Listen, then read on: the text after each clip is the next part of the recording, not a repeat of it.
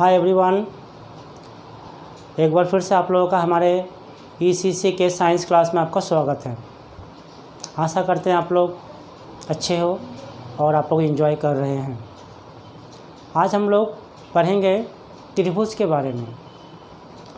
त्रिभुज कितने प्रकार के होते हैं, त्रिभुज की परिभाषा क्या है और त्रिभुज कोण के विचार से कितने प्रकार के होते हैं, भुजा के विचार से कितने प्रकार के होते हैं।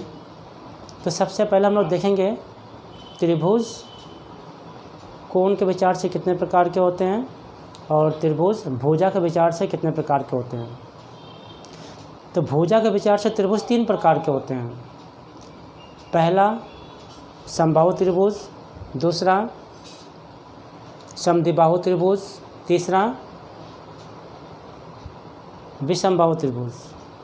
अब कोण के विचार से त्रिभुज भी 3 प्रकार के होते हैं। पहला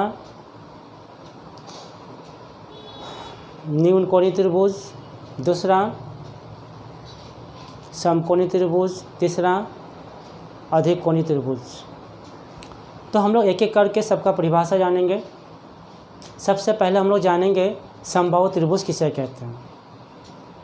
समबाहु त्रिभुज आप यहाँ पर देख सकते हैं। समबाहु त्रिभुज का परिभाषा यहाँ पर लिखे हैं, देख लीजिए आप लोग। समबाहु त्रिभुज जिस त्रिभुज की तीनों भुजाएं आपस में समान होती है, जिस त्रिभुज की तीनों भुजाएं आपस में समान होती है उसे हम लोग समबाहु त्रिभुज कहते हैं। इस त्रिभुज के तीनों कोण भी आपस में समान होते हैं, अर्थात इस त्रिभुज के प्रत्येक कोण 60 डिग्री करके होते हैं, यानी प्रत्येक कोण 60 डिग्री का होते हैं। यह हो गया समबाहु त्रिभुज। अब बात करते हैं हम लोग समद्विबाहु त्रिभुज के बारे में। समद्विबाहु त्रिभुज क्या होती है? जिस त्रिभुज की 2 भुजाएं आपस में समान हो और अन्य भुजा असमान हो उसे हम लोग समद्विबाहु त्रिभुज कहते हैं।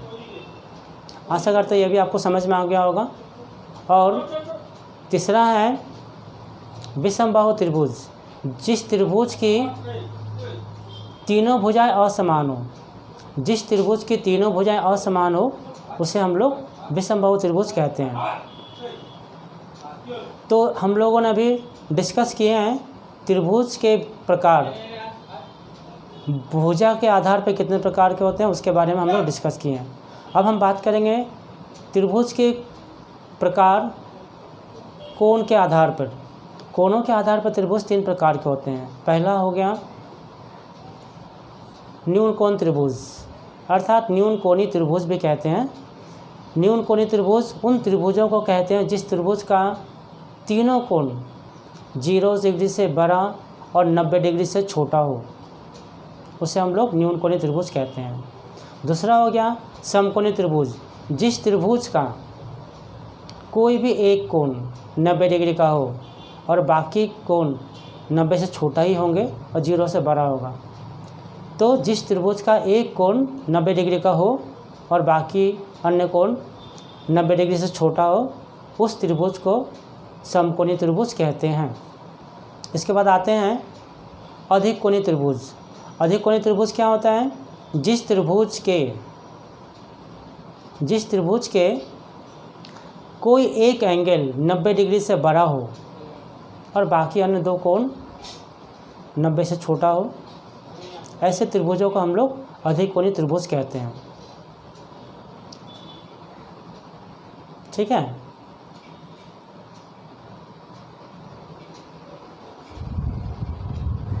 अब हम लोग देख लेंगे कि समबाहु त्रिभुज की रचना कैसे होती है। आपके सामने एक क्वेश्चन हम दिए हैं, हेडिंग है समबाहु त्रिभुज की रचना। एक समबाहु त्रिभुज की रचना करो जिसकी प्रत्येक भुजा की लंबाई 7 सेंटीमीटर है। इस त्रिभुज के तीनों कोणों को समद्विभाजित करो। इसमें 2 क्वेश्चन हैं। पहला पार्ट यह है कि समबाहु त्रिभुज की रचना करना है जिसकी प्रत्येक भुजा की लंबाई 7 सेंटीमीटर है और समबाहु त्रिभुज बनाने के बाद उसके तीनों कोणों को समद्विभाजित करना है, अर्थात इसके जो त्रिभुज के प्रत्येक कोण होते हैं प्रत्येक कोणों को 2 समान भागों में बांटने वाली रेखा को ड्रॉ करना है। ठीक है, तो देख लेते हैं कैसे होगा। सबसे पहले आपको हम लोग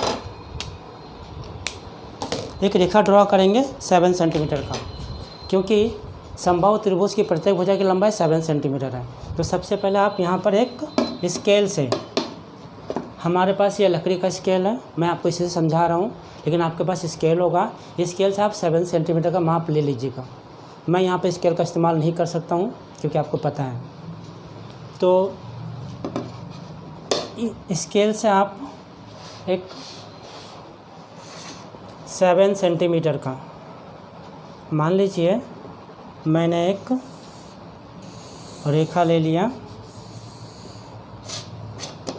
7 सेंटीमीटर का एक रेखाखंड ले लिया, इसका नाम दे दीजिए 7 सेंटीमीटर। ओके, इसका नाम दे दीजिए आप। मैंने ये 7 सेंटीमीटर इस रेखा का माप है, मेजरमेंट है, इसका नाम आप दीजिए, ये हो गया, एक मिनट, थोड़ा मार्कर मैं चेंज कर लेता हूँ।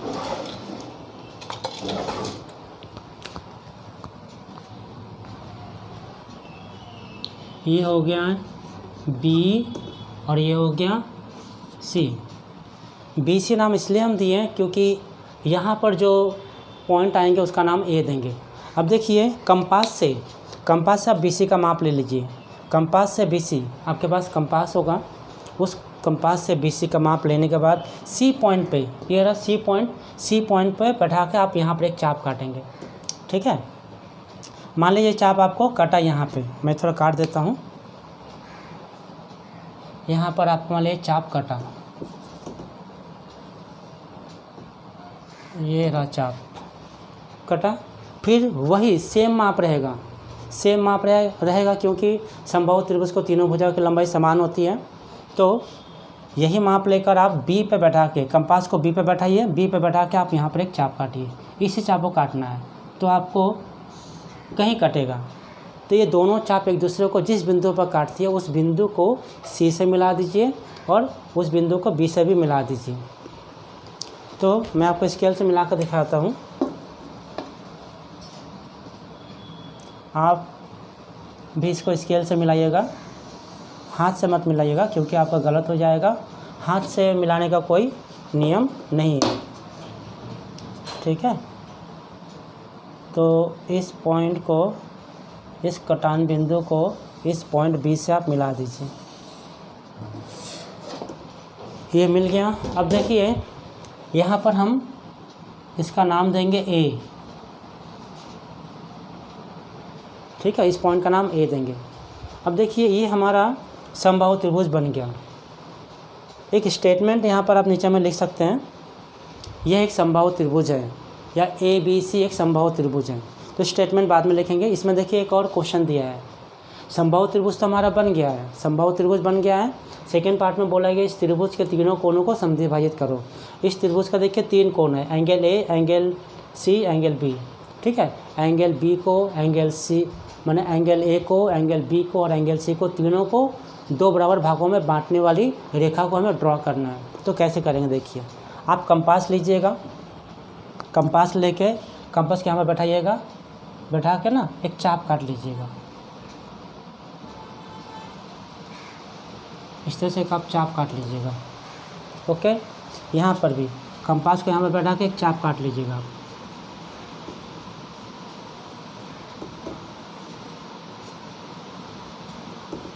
फिर आप ए पॉइंट पर बैठा के यहाँ भी एक चाप काट लीजिए, कंपास को यहाँ पर बैठाइएगा, ठीक है।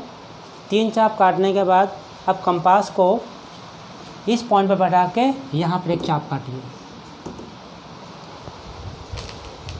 1 मिनट, लगता है मार्कर खत्म हो गया होगा।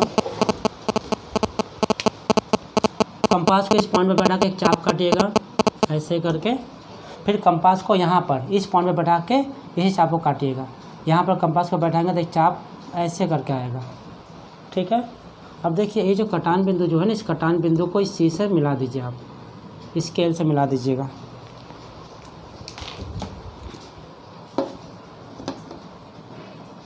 स्केल से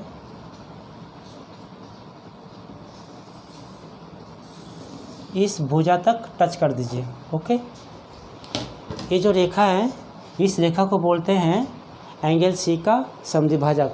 ये रेखा क्या करती है, ये जो रेखा है एंगल सी को 2 समान भागों में विभाजित करती है। ठीक है, अब देखिए एंगल ए का भी समद्विभाजक आपको निकालना है, तो सेम प्रोसेस से करेंगे, हम लोग फॉलो करेंगे। मैं थोड़ा ड्रॉ कर लेता हूँ, ठीक है, ताकि आपको समझाने में सुविधा होगी।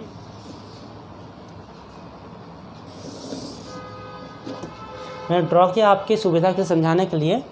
सब ये ड्रॉ करने का पहले क्या करेंगे, ये जो यहाँ पर आप कंपास को बैठा कर यहाँ पर एक चाप काटिएगा, फिर इस पॉइंट पे कंपास को बैठा के एक चाप काटिएगा। देखिए ये जो कटान बिंदु है ना, इस कटान बिंदु को इस स्केल से आपको मिला देना पड़ेगा, जो हम मिला दिए पहले ही। अब देखिए एंगल बी का भी आपको समद्विभाजक खींचना पड़ेगा, तो इस पॉइंट पे बैठा के एक चाप काटिए इस तरह से, फिर इस पॉइंट पे बैठा के एक चाप काटिए। ये दोनों कटान बिंदु, ये दोनों चाप एक दूसरे को जहाँ पर काटेंगे उसको आप बिंदु ए से मिला दीजिए। ठीक है,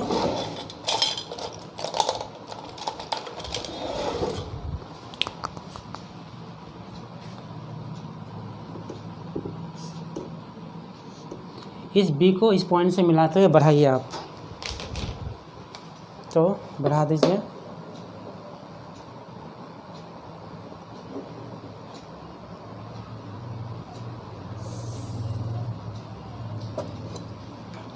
तो हो गया। अब देखिए ये जो त्रिभुज के त्रिभुज के तीनों कोनों के जो समद्विभाजक हैं, वो तीनों समद्विभाजक एक ही बिंदु से गुजरेगी, अगर नहीं गुजरती है तो कहीं ना कहीं मिस्टेक्स हैं। ठीक है, ये समबाहु त्रिभुज के तीनों समद्विभाजक संगामी होते हैं, उसका एक प्रॉपर्टी है।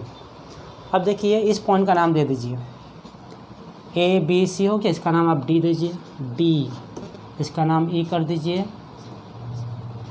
और इसका नाम F कर दीजिए। ये तीनों समद्विभाजक एक दूसरे को जिस बिंदु पर काटती है उस बिंदु का नाम O दीजिए, ये रहा O। ठीक है, तो इस तरह से आपका ये समबाहु त्रिभुज बन गया, और समबाहु त्रिभुज के तीनों कोनों के समद्विभाजक भी हम लोग ड्रॉ कर चुके हैं। मैं इसको थोड़ा एक बार फिर से कर देता हूँ, ये लाइन मिट चुकी है। ओके, आप जब भी इसको बनाइएगा आपको जब पेंसिल है, पेंसिल शार्प होना चाहिए और लाइन डबल नहीं होना चाहिए, ओवर लाइनिंग नहीं होना चाहिए। ठीक है, तो ये क्वेश्चन कंप्लीट हो गया। इस तरह के और भी क्वेश्चंस आते हैं एग्ज़ाम में, तो आपको इसी प्रोसेस से बनाना है। ठीक है, आशा करते हैं ये वीडियो आपको समझ में आ गई होगी, और अगर आपको कहीं पर कोई डाउट है तो आप लोग कमेंट कीजिएगा, मैं इस कमेंट को क्लियर करने की कोशिश करूँगा। और ये वीडियो अगर आपको अच्छी लगे तो आप अपने दोस्तों के साथ में शेयर कीजिए जिन्हें इनकी आवश्यकता है इस वीडियो की, और हमारे चैनल को सब्सक्राइब कीजिए जो लोग पहली बार देख रहे हैं। मैं इसी तरह का वीडियो मैं बनाते रहूँगा, और मैं चाहूँगा कि आप हमारे चैनल को लाइक कीजिए, इससे हमें मोटिवेशन मिलता है। तो thank you so much for watching this video. मिलते हैं अगले वीडियो में, तब तक आप लोग सुरक्षित रहिए और घर में रहिए।